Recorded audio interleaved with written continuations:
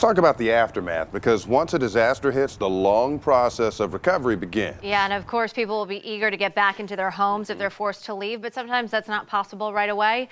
10 Tampa Bay's Jenny Dean is live in Tampa for us this morning, and you talked to disaster recovery experts about things that you can do to get back in your home faster if it is damaged.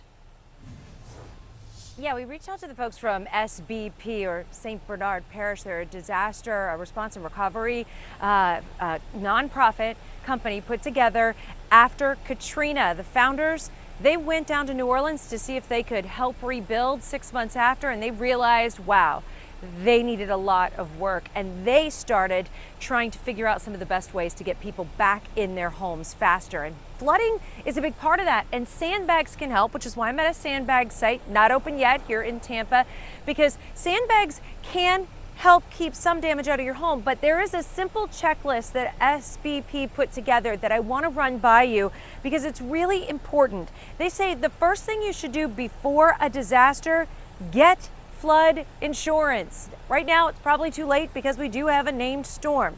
But even if you don't live in a flood zone, you need to consider this, because it would be worth even considering after this storm, because it really could cause flooding at your home even if you're not in a mandatory flood zone. 60% of the people whose homes have been impacted over the last 5 or 6 years by major hurricanes have not been in mandatory flood zones. So the second thing you need to do is get your important paperwork in order, your home documents all together in a safe place, and also take pictures of them. Then walk around, video the contents of your home. Over the next couple of days, just take your phone, walk around, and get an idea of everything you have in your phone and have it documented there on video. All right, let's talk about after the storm and what you need to do if you do have damage. SBP says prepare to be your own advocate with FEMA. Make sure you ask for what you deserve and negotiate with them. Also, you need to avoid contractor fraud and beware of mold scams. Now, SBP does have all of this together in one app. They have all this information where you can keep a lot of this information in these videos, and we have that on our website. Just look for this story. But the important thing to do is just get prepared now. Look around your home.